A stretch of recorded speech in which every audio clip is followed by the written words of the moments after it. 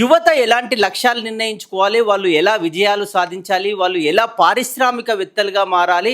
ఈ దేశాభివృద్ధిలో ఎలా భాగస్వామ్యం కావాలి అనేది ప్రముఖ పారిశ్రామికవేత్త, హైటెక్ హైడ్రాలిక్ ఇంజినీర్స్ అధినేత, మేనేజింగ్ డైరెక్టర్ రోషిరెడ్డి గారు ఉన్నారు. ఆయన్ని అడిగి మరిన్ని వివరాలు తెలుసుకుందాం.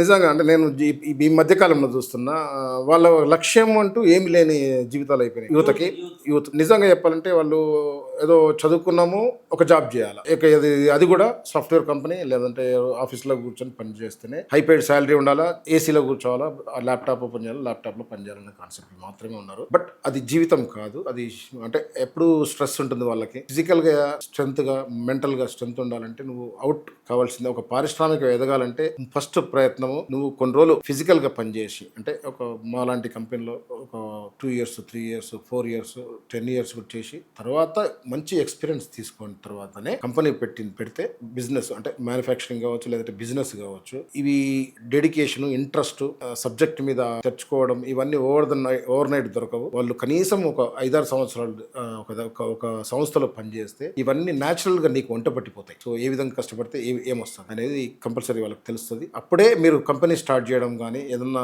బిజినెస్ స్టార్ట్ చేయడం కానీ చేస్తే సక్సెస్ఫుల్ ఉంటుంది. సక్సెస్ అవుతారు, ఖచ్చితంగా అవుతారు. అది మా గ్యారంటీ. మేము ప్రత్యక్ష ఉదాహరణ అని చెప్పుకోవచ్చు. మీరు మమ్మల్ని మీరు ఆదర్శంగా తీసుకోవచ్చు.